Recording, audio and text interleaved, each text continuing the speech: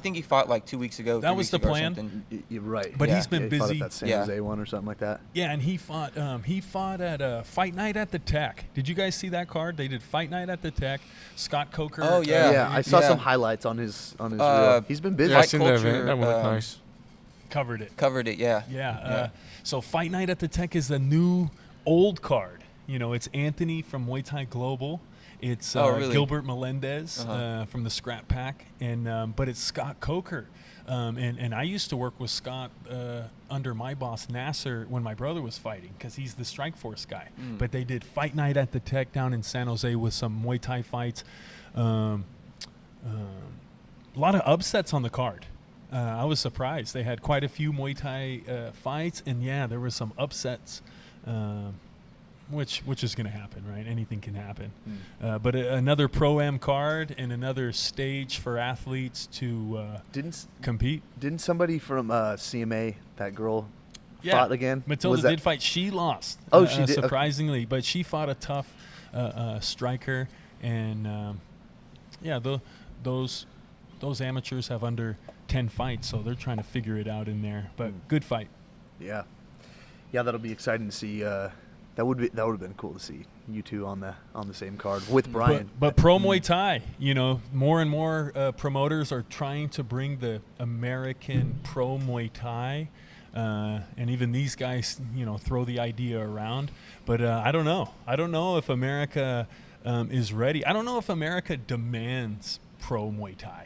I think I don't think they know the difference. Also, the pool of athlete, like I was joking about, and it's funny because it's kind of true, right? A lot of the pro Muay Thai fighters are old or older for fighters, and that's very telling of the scene. How come our young amateur talents, such as these guys, aren't turning pro? And if they do, they leave the country, they go fight abroad in Thailand. They're not doing it here. I think, like in the bar, when you talk to people about Muay Thai, that's what they want to see. I just don't know where the crossover, whether it's just the promotion, the money. I mean, ONE FC is doing a great job. It is on the other side of the world, and it comes here to Colorado. That's like where we need to start. But yeah, Right. nobody's gonna be able to put on a promotion to pay these fighters what they're worth and what they want as a professional athlete, because the draw is just not there. And the sponsorships just, it just needs people who are passionate about it and want to get involved, who want to drum up the money, because the money's out there. There's people who want to support things like this. It's just about getting somebody who getting a good organization of a team of people, because it sounds like there's just a lot of dickheads in this organization, and they gatekeep everything. Right. The gate there's gatekeeping in American Muay Thai, and then there's an older generation that aren't necessarily from Muay Thai that are gatekeeping. But you know what? The youth is coming, and you know what? Money's not enough, because people keep throwing money at the game. That's not enough. You got to have talent. You got to be able to present Muay Thai to American people in a good way. It's got to shine. Again, money's not enough. Like you say, it's got to be a good team. And then why not Pro Muay Thai? American Amateur Muay Thai has better matchups. Who are the hot cards? Who are the hot matchups? They have the best matchups from our youth in the future of the sport are happening in the amateurs, or they go to Australia. They fight on Rebellion. They fight in Thailand. And again, those are more deeply rooted problems in American Muay Thai. But yeah, we have a ways to go before there's a big pull of pro Muay Thai athletes to build cards that are going to have exciting matchups, not where it's against older fighters against maybe an MMA fighter to make a pro Muay Thai card. Hopefully Combat U will generate some, I know that's kind of a small niche thing, but if they focus on Muay Thai and not just MMA, hopefully that can produce pro Muay Thai fighters. Possibly, or at least maybe get a big enough group there that they want to do something with it, like an organ, like a Combat. It's completely separate, though. It's completely separate. And then in the whole Sacramento region, how many pro Muay Thai fighters are there? I think Aaron's the only one.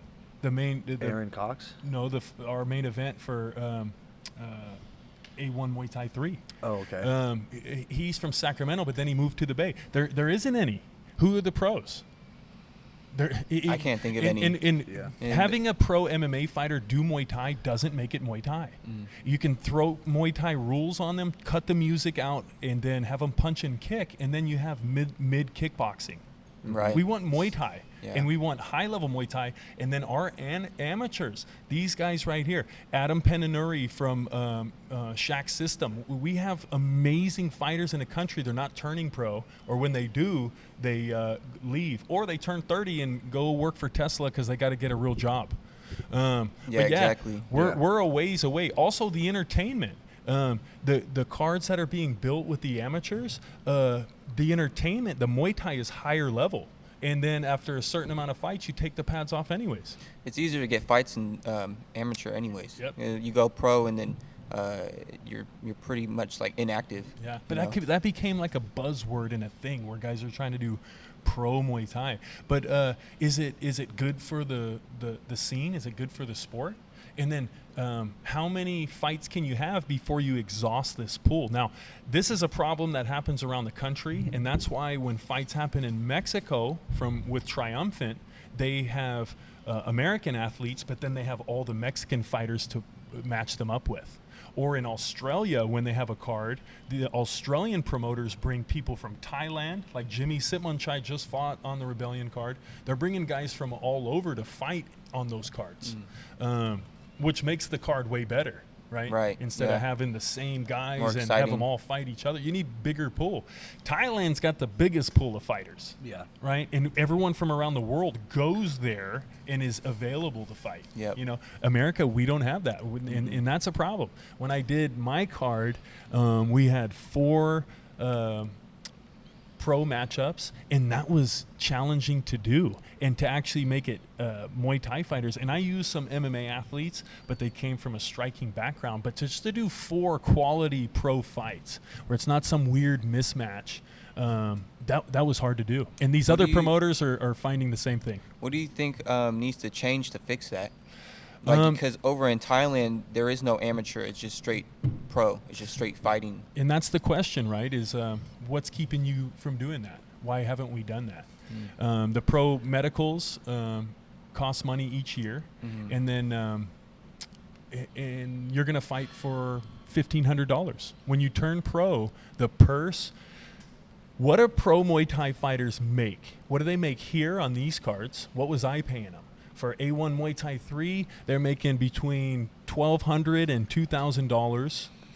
And that's the type of payday you're going to get around the world. Even if fighting in Thailand at the stadiums, you're going to make less. That's rough. And you got to pay to go there, and you got to pay for the training. So that's why you need something like So why consistent. would you turn pro? Why would you turn pro? The medical licensing is going to cost at least $1,000. You got to have that every year, and then your payday is what? $1,200, $1,500. So just stay amateur, and then we can do the national tournament. You can be more active in the amateurs. Also, all these amateurs here, they go to Thailand, they fight, they don't say anything, they come back, they're still amateur. Yeah. That's going on, and that's just the game. We're not ready for pro Muay Thai yet, and having like big shows and circuits. Yeah. It's going to continue with the amateur, and there's some smoking matchups. And who's the talent? Who are the junior athletes coming up, and who are the ones being seen and not being seen? Muay Thai in America, there's a big wave of talent coming from the youth. Got my 6-year-old right back there. Yeah, we're going to start training them. Hell yeah.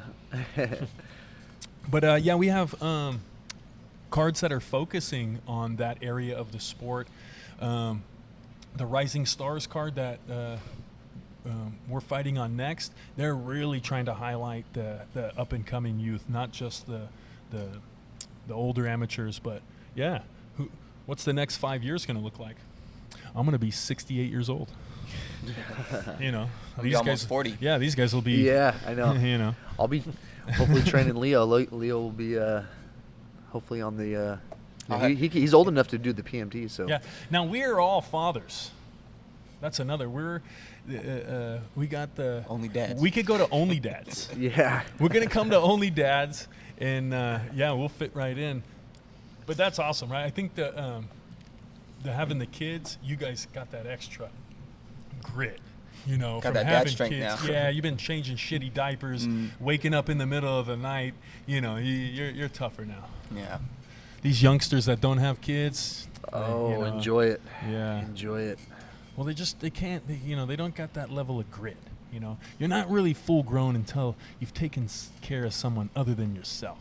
No shit. That's the truth. You learn. You're gonna grow up fast. You grow up fast. You gotta grow up fast. Damn! Finally, that AC Yeah, that kicked shit on. changes Man. you. Holy shit! It's these lights, man. I thought I was gonna die. Interrogation lights. It's like they got brighter. Yeah. I know. Because the sun's going down. Man. Well, you guys. So, how do you feel about being at UFC gym? You guys like it here? How was Be honest, boys. Be How was honest. the transition from like being at the corner gym and then all well, these like the dungeon and like these cool spots and then coming to such a fancy polished gym like UFC gym _ Rockland? Well, when we got here, the striking wasn't really like up to par, So, Yeah. But you guys have Ezra now, and everybody's coming in now. It's packed. Yep. 5:30 and 6:30 is packed. It's But an army. I love the gym. Yeah. It's a great place. We've really Got changed everything we need. I like the community here. We've changed. Everyone's this really place. genuine. Totally. Yeah. It's been 3 years now, and then me and James and the team here. Yeah, the culture here, we've really grown it, and it's the place to be. It's fun every time I come in, and we've grown a lot of talent, but then we're also attracting talent too. And man, hats off to Rockland and the surrounding areas, because these kids don't want to just play baseball. These kids got a little bit of fight in them, so we're getting some of these premium teenage athletes to learn the style with these older fighters. It's like a Muay Thai army here now. Yeah, it's awesome to see. We have everything we need. What's your biggest group that you've had? Do you know if I know it's like over 50. 50? Yeah, but in the evening, over 80. So within we do the 2 team sessions, the 5:30 level 1, 6:30 level 2, and sometimes those groups. One night each one of them had over 40, but I'm used to that, man. Back in the 90s when kickboxing was kicking off, I used to have huge classes like that, and I can run them. I think I could run 200 people. It's like a Tawan Chai seminar every day. It literally is, yeah.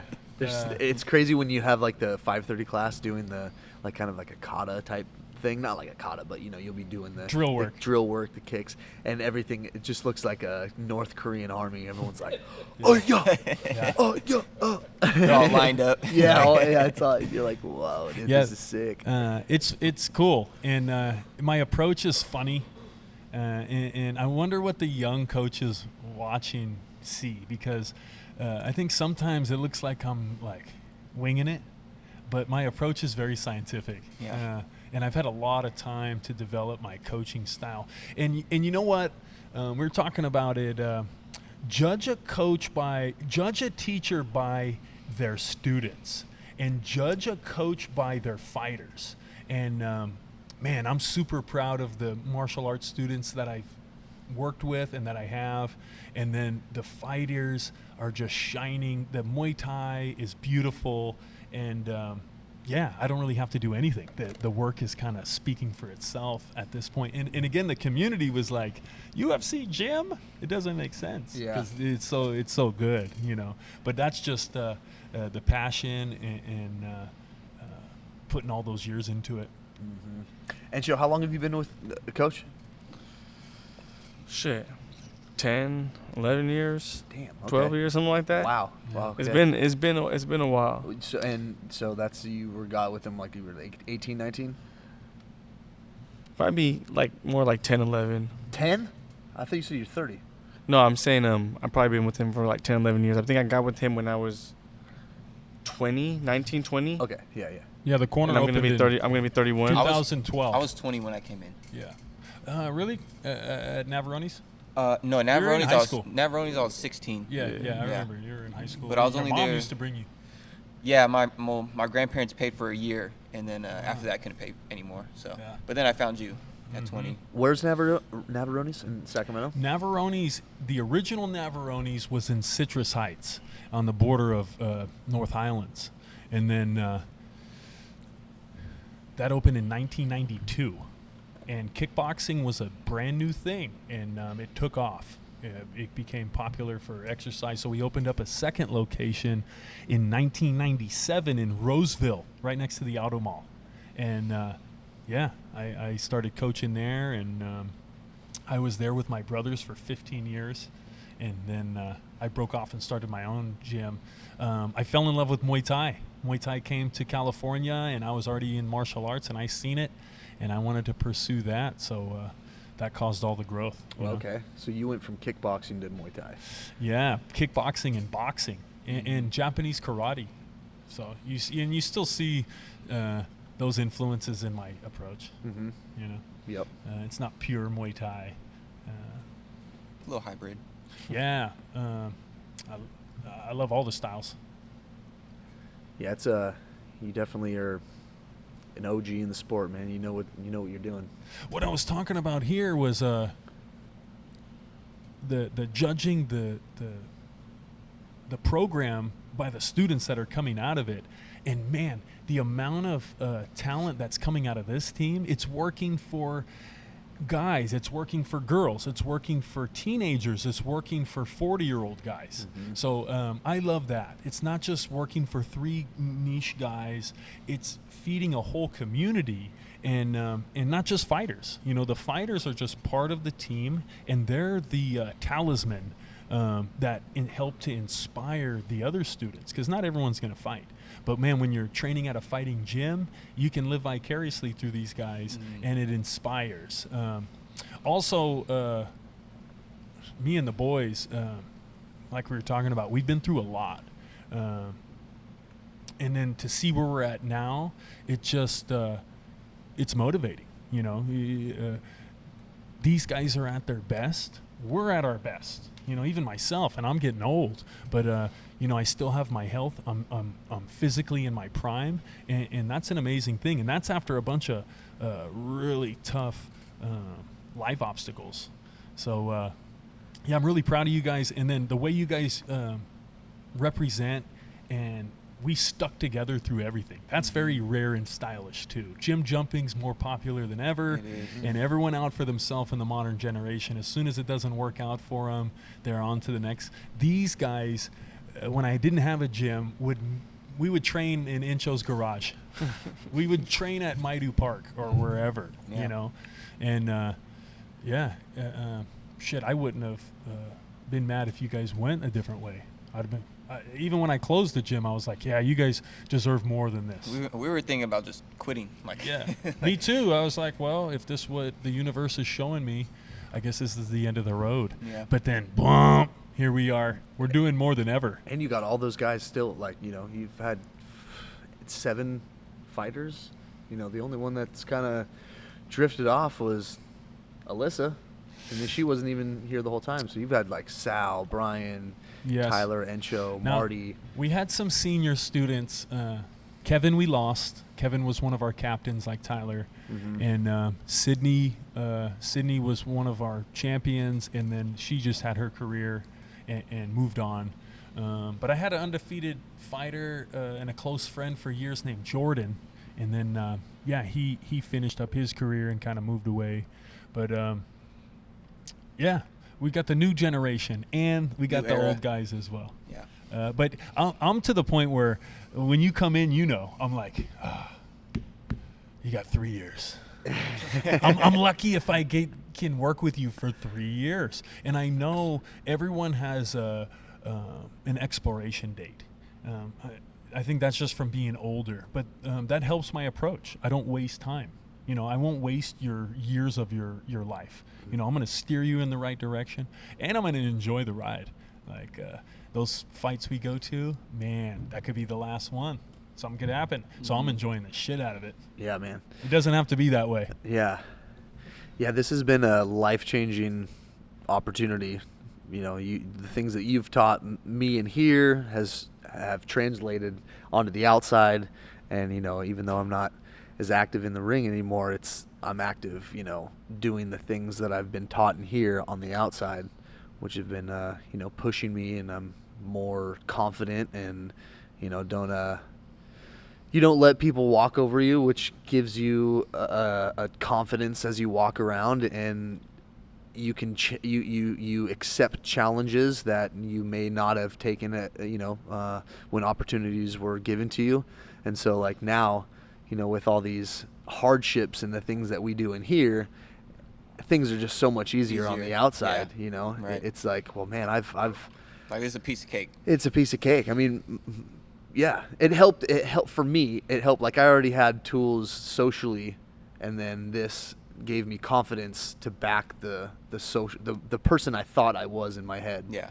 Now I can scale that animal back because I get it off in here, and then it doesn't come off as so, like I'm trying to prove something, or that I'm like compensating, to try to be a better like a man. tough guy at a bar or something. Yeah, and that goes with just like conversations that you have with your boss, or an authority figure that you're like, well, you're really only this person.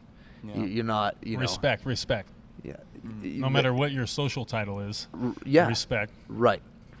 And you come in here with so many different people, and you see different walks of life, and that helps helps you open your mind up. And this is a cool spot because it's not like we're all the same people. I don't know if every other gyms are like, you get all the same people, but here it's like a family element mixed in with like real ruthless killers and people who will have very diverse as well. Backstories that would blow some of these kids' Rockland parents' minds. They're like, "What? Yeah. You're hanging out with my kid here?" You're like, "Yeah, I'm teaching this kid." Yeah, you should see the group chats. But yeah, it's. What was it like for you growing up?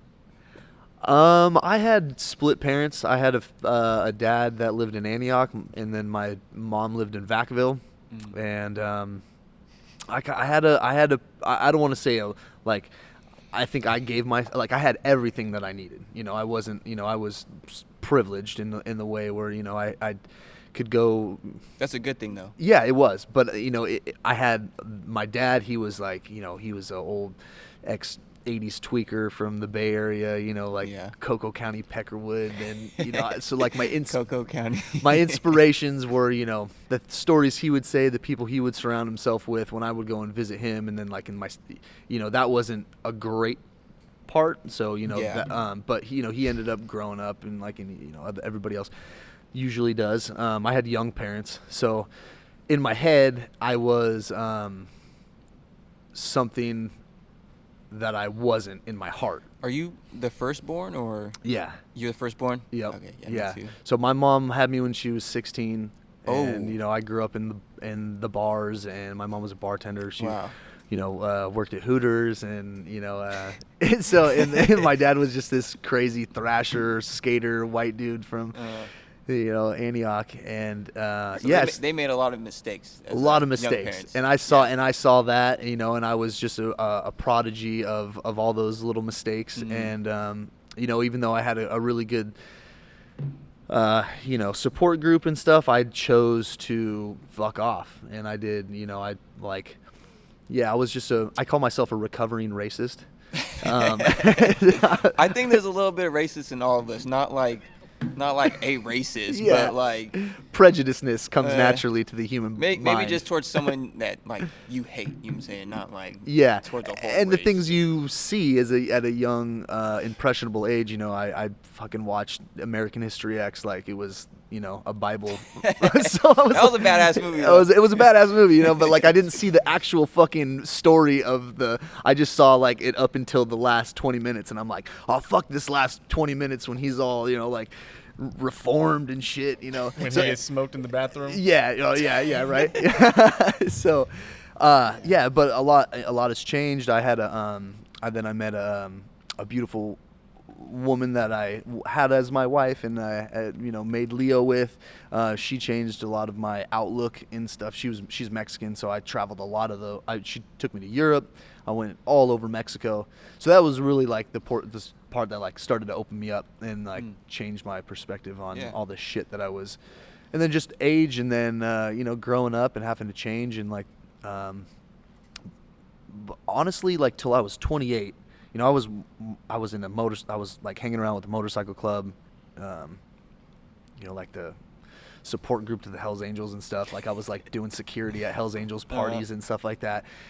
And you know, and I was just like not, you know, in the going through the right path. And I had a kid, and then I started listening to Joe Rogan doing jiu-jitsu, and then I ended up here, and this fucking changed everything. Have you met Ezra though? Absolutely. I feel like for a lot of men our age, we didn't really have like a masculine role model growing up. Where a lot of kids now, they have these podcasts, and they can learn a lot from like older guys now. You know what I'm saying? We didn't have that. Yeah. We didn't have anybody to correct us. You know what I mean? We just did what we wanted to do, kind of just like. And it's crazy that like, well, I mean, like you animalistic, you know, just. Right. Yeah, we didn't have like, well, it's no morals, no. It's different when you have a father figure who's teaching you things, or you don't. Like, you know, I didn't really. You know, I had more of a friend. They might have not even had masculine role models either. Your inspirations, you're saying, like the podcast Still people. helps me stay on track. Yeah, well, I mean, like Ezra, it was like late. You guys are in trouble with me because I love it. You know, I love it, and I've always done it. He encourages it. I've always done it, but now that I'm older, I really like to do it. You know, and we need that. We do need that. We need the youthfulness. It keeps us youthful. Well, who's holding you accountable? Nobody. Especially you alphas. Oh yeah. Who's holding you? If you're just hanging out with your buddies, like you're all just like doing the same shit. Yeah. So this is a conversation I had with my older brother, and he asked it to me. He asked me because I'm mentoring everyone. You know, he's like, "Well, who holds you accountable?" And I was like, "Oh, that's good." You know, and he was flexing on me about some stuff that was going on at the time, but and I didn't like it. You know, I wasn't used to that either. Who did you look up to? Well, who did you want to be like? What do you mean? Who was holding me accountable, or who was I looking up to? Who was like a manly image that you like wanted to be like? Definitely my dad. Your dad? You know, yeah, my dad, and the martial arts in my family comes from my dad. And then the last tournament I really dedicated to him. You know, he's a big reason that me and my brothers picked a martial art road in life. Was because of him. Yeah. When did he get into martial arts? See, okay, here we go. 80s or something? And here we go, because don't ask me about my childhood. You know, we'll be here for a long time. But my dad, my dad is born in Oakland, and my dad was part of the Bruce Lee generation in the 60s when martial art was just starting. People have to remember that martial arts is new in America. Before the 50s, American people weren't trying to learn Eastern religion and martial art. So when that happening, when the grooviness of the 60s was happening, people started trying different stuff. And my dad and his brother, my uncle Raymond from Oakland, they were some of the only white boys. So lots of fighting happening. So they were interested in self-defense right away. So, but that came trendy, you know, once those movies came out and everyone wanted to wear the Bruce Lee pants and start kicking. So. Okay. Yeah, he was part of that. So, what did that start in, like a garage? Like, where? I mean, how? Yeah, weird stuff. And you know, like I know. I'd imagine back in the experimental stuff. '60s, you know, you got just like people tucking in their white shirts and like driving their fucking cars all out of the driveway. Yeah, like, and like imagine that in our generation too, because it's like a lot of demonstration and like a lot of talking. And then, but not really getting into the sparring. Like we evolve and we shut people up because we can prove the science. Like we talk about it, but then we'll show you, and I can show you. Right. You know, these guys never in that generation, they weren't getting down to the full contact. So there was all these, these fake theories and fake masters. And yeah, I'm just glad I learned martial arts in my generation. No offense to that generation, but once full contact fighting came around, and we saw it with UFC in the 90s and just, you know, kickboxing and Muay Thai's appearance in the 90s. You got to see what worked. Yeah, the UFC was huge. That changed everything. I mean, I know it's kind of a washed out subject to talk about, but why are you going to throw a spinning back kick when your jab is no good? Sure. Your jab is no good. Even you can get a amateur level boxer and just smash one of these guys with years and years of practicing spinning and kicking and all this stuff. So it just took years to where these people actually sparred. I was talking about the pad work, and I posted something, and I post a lot, but I said pad work is overrated. Yep, I remember and that was it. And the people that responded, it's always funny who responds. Well, first of all, my Instagram, it'll get like 300 views within 12 hours. And that I don't have that many followers, so that's a lot. So I have a lot of the Muay Thai community tuning in to see what the hell I'm talking about today. But the guys that like that were the head coaches because they understood.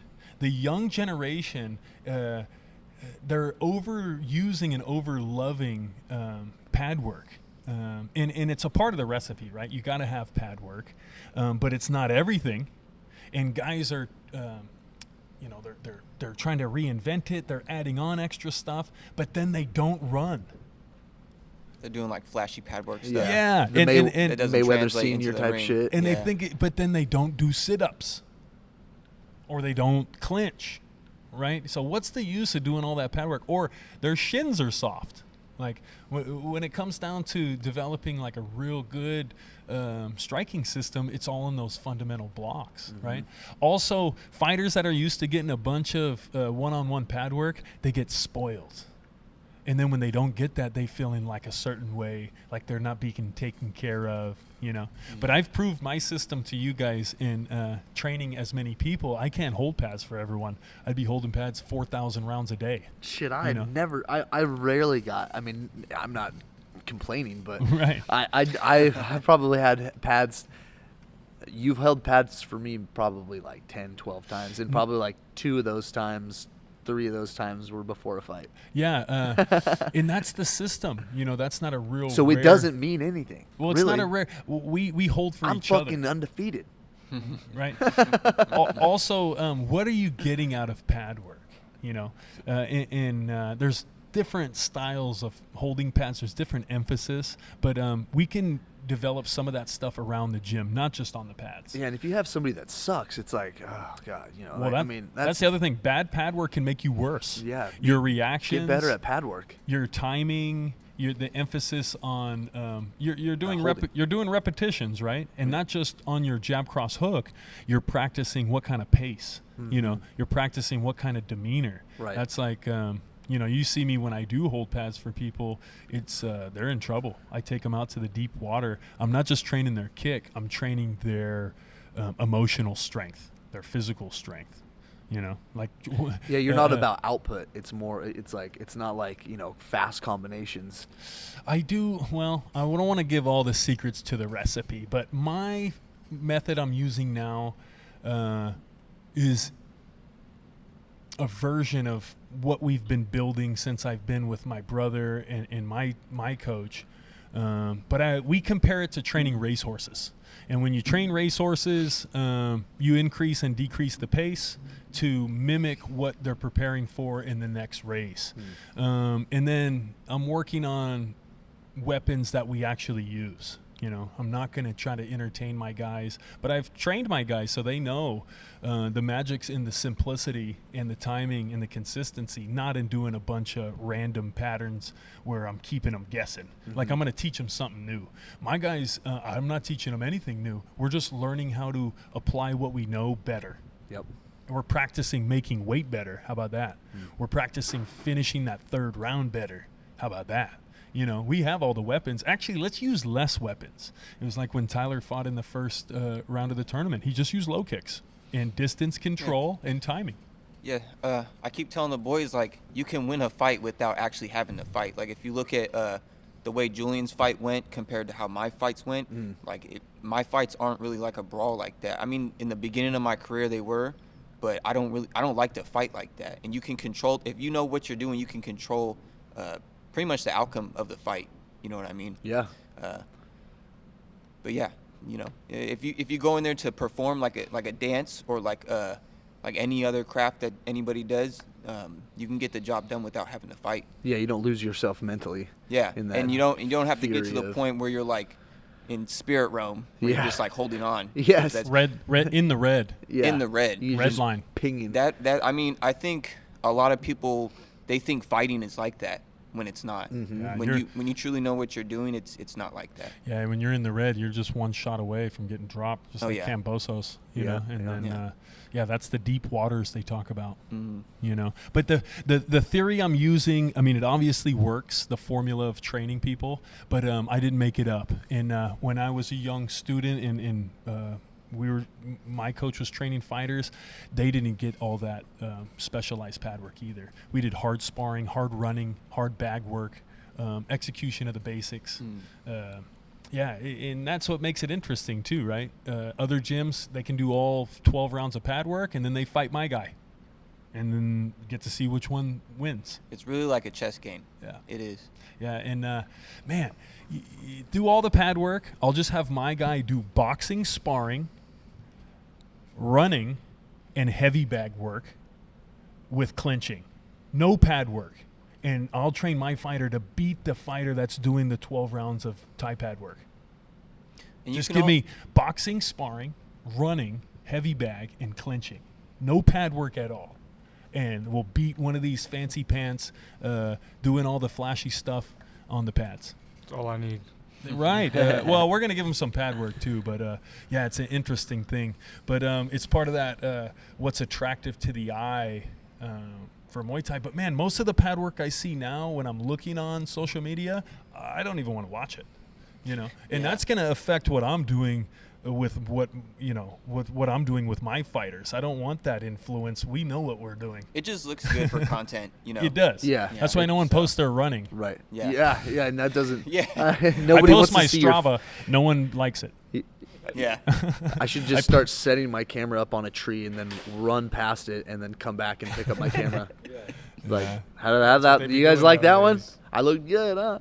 Short uh, shorts, no fucking shirt on. So we joke about the Sith with you guys. You're at the Rising Stars when Andrew fights, Mhm. and these guys, I see them after the fight, and they're with the group, but they have their hoods on inside, and they're kind of sitting together, and they don't say hi. I walked up to them, and I'm like, "What's up, guys? Everything good?" Like, I thought they were mad at me or something, but We they're just got watching. resting bitch face. Yeah, well, they were studying the field too, you know, and it's interesting because The there's ops are this there. there's this whole new ops. generation. The opposite. The ops are watching. There's this whole new scene in Sacramento, and it's almost like they forgot about us, and then here we are, and then They're, like, they know ignoring now. us now. They know. Well, they got the belts. They're walking around signing autographs, and then here you two are with the hood on, looking like a They're hooded coming rider. to fucking steal it. Looking yeah. like the executioner from Lord of the Rings. It's like that ring wraiths. the story Here. of the Arizona Ranger who came into Texas to go shoot the fucking Now, and they know now, and they're like, man, those. big iron I on got his fist. I got several texts, and like those guys are still fighting from other gyms and other coaches. I'm like, yeah, we're trying to fight. Hell yeah. You know, you guys liked it better when we lost our gym, and these guys, but now we're back. They want to know what's up. Still fighting. Yeah, and it's I feel like our lives have been revolved around a lot of violence for a long time. So but yeah, they still fighting. they Still see fighting. it, Still they- fighting. Yeah. and they know, It's and not they- going to stop. And they got the belts, so they have to fight you guys. And you guys are really from SAC, so you guys have claim to the territory. It's just going to make the local scene that much more exciting. And we were talking about matchups. We need good matchups to make Muay Thai shine, not weird brawling style with whoever's available.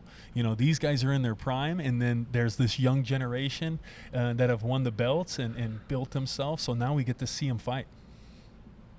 Let's see it more. Hell And, yeah. and that's just going to be in the amateurs. There's not going to be any crazy maybe pay-per-view, but these will all be going down at the local fights. Yeah, I'm going to be missing this Rising Star 6. No way. Yeah, I'll be in Seattle. But, yeah, I don't think You I'll be know- able to see Birdo's fight because it's that Saturday is we're going up for a baby shower. But yeah, we'll be streaming all that stuff, and then all the fights now they have streaming available, and definitely worth it. You know, it's affordable, helps out the sport. Yeah, support it. And hopefully they'll bring in Muay TV to do the commentary. You know, and I'm shocked, and I'm kind of saddened that, you know, we haven't received more gig opportunities, because the commentary team for A1 Muay Thai 3 was awesome. On point. Yeah. Let's go. And you know what? We are ready to do more. It's ours, so I'm biased. But I watch all the other cards, and I listen, and I see the effort. And you know what? Commentating isn't easy. You know, I'm glad I watched all those auctions and all those horse races, because I can kind of imitate that shit, you know. Berto's good too. Yeah. Berto's good. Great at the commentary. Man, that was a fun time we had. We'll see. You know, I'm not doing A1 Muay Thai, but you know, I might do another show. You know, we might try it again. Maybe when I'm older and done coaching, I'll be A promoter. the big promoter. Yeah. Mm-hmm. Don Ring. Well, you know everybody, so. That you saw that with the first show, and I really care about Muay Thai. We talk about gatekeeping in Muay Thai. I'm one of them. And, you know, I talk shit about them, but you know what? I am one. And, yeah, the older guys in the community, that's part of our duty. And other people can say, well, just mind your business and mind your own gym. But, no, it's bigger than that. You know, it's we're representing this beautiful, ancient, amazing sport and style that is Muay Thai. We need to take care of it, you know, and everyone's so tight-lipped and doesn't want to say anything.